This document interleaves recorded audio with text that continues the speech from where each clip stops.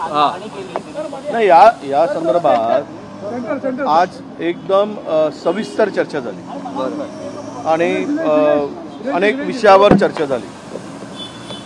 भविष्यातील होणाऱ्या निवडणुका त्या कशा पद्धतीनं लढाव्यात त्या संदर्भात चर्चा झाली आणि एकूण राजकीय चर्चेमध्ये ओघाओघानं या विधान परिषदेच्या रिक्त जागेच्या संदर्भातही चर्चा झाली.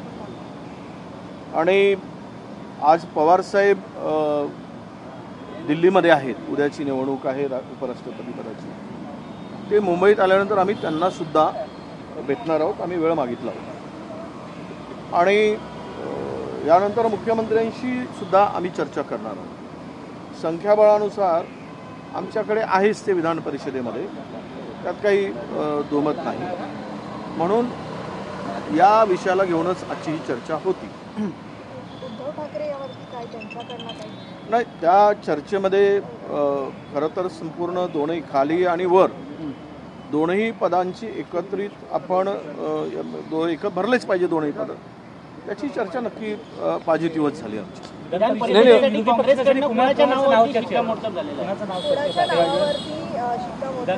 आता आमच्याकडे तो निर्णय नसतो, दिल्लीवरून आमच्या हायकमांडकडून जो निर्णय येतो त्यावर निर्णय झाला कारण अशी चर्चा होती की सतेज पाटलांचं नाव मधल्या काळात चर्चेत होतं. हो ना, आहेच ना, त्यांचं नाव चर्चेत आहेच, त्याबद्दल काही नाही. वडेट्टीवार साहेब, एक मराठीत प्रश्न आणखी आहे. जसं बाळासाहेब थोरात म्हणाले की स्थानिक स्वराज्य संस्थांच्या निवडणुकीवरही सविस्तर चर्चा झाली, तुम्ही म्हणतात. उद्धव ठाकरेंनी राज ठाकरेंबरोबर जाण्याचा किंवा दोघांनी एकत्र येण्याचा निर्णय घेतलाय, तर त्या अनुषंगानं आज काही चर्चा झाली का की स्थानिक स्वराज्य संस्थांच्या निवडणुकीत राज ठाकरेंना बरोबर घ्यावं, उद्धव ठाकरे आणि राज ठाकरेच एकत्रित लढतील, काँग्रेसला राज ठाकरेंना सोबत घेणं मान्य आहे का, या अनुषंगाने काही चर्चा झाली का? नाही, याही संदर्भात चर्चा झालेली आहे. आम्ही उद्धवजींशी झालेली चर्चा उद्धव साहेबाबरोबर आम्ही दिल्लीच्या आमच्या हायकमांडशी चर्चा करणार आहोत आणि हायकमांडच्या चर्चेनंतर यावर आम्हाला अधिक भाष्य करता येईल.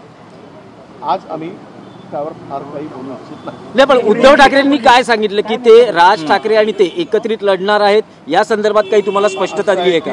आम्ही त्यावर त्यांची काय चर्चा झाली हा आमचा संबंध नाही, आमची काय चर्चा होती आहे यावर आमचा संबंध नाही. नाही, वडेट्टीवार साहेब, आम्ही आघाडीत आहोत. आम्ही दोघांनी किंवा तिघांनी मिळून आमच्या आघाडीतील तिघांनी एकत्रित निवडणुकीच्या संदर्भात कसं पुढे जायचं यावर चर्चा. नाही, याआधी उद्धव ठाकरेंनी अनेकदा भाषणं असतील किंवा पत्रकार परिषदेत त्यांनी सांगितलेलं आहे की राज ठाकरे आणि मी एकत्र निवडणुका लढतो. आज त्या बाबतीतली तुम्हाला काही स्पष्टता दिली का या चर्चेमध्ये? मी त्या संदर्भातच बोललो, परत पुन्हा रिपीट करतो आहे. ही जी चर्चा झाली त्या संदर्भात दिल्लीशी आम्ही बोलू, दिल्ली आमचे हायकमांड आहेत, हायकमांडच्या चर्चेनंतर तुम्हाला आम्ही सगळी सविस्तर माहिती देऊ. थोड़ा सा तुम्ही जरा पेशेंस जानना चाहते हैं सर, आज आप लोगों की मुलाकात उद्धव जी से हुई, विधान परिषद में नेता विपक्ष पद को लेकर क्या चर्चा हुई, साथ में स्थानीय बॉडी लेवल? निश्चित रूप से माननीय बाला साहब थोरात CWC मेंबर और कांग्रेस के हमारे राज्य के वरिष्ठ नेता और अमीन पटेल साहब हमारे उपनेता विधानसभा के, ये दोनों नेता हमारे उपस्थित थे. उनके उपस्थिति में विस्तृत चर्चा हुई. इस विस्तृत चर्चा में काफ़ी देर तक हमने हर विषय को लेकर चर्चा की.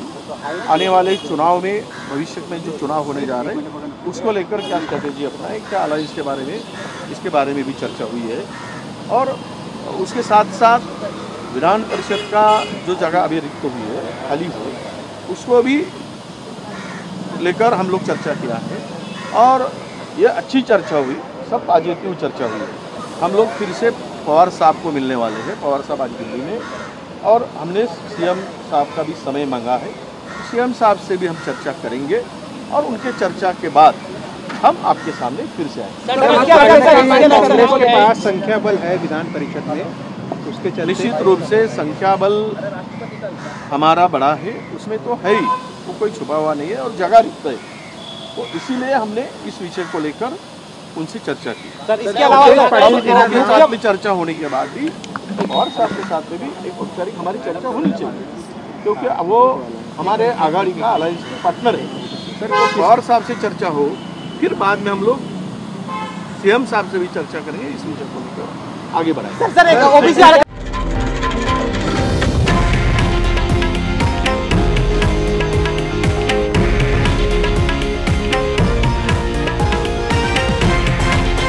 हे आहे देशातील नंबर 1 न्यूज नेटवर्क आणि आपण पाहत आहात TV9 मराठी, एकमेव।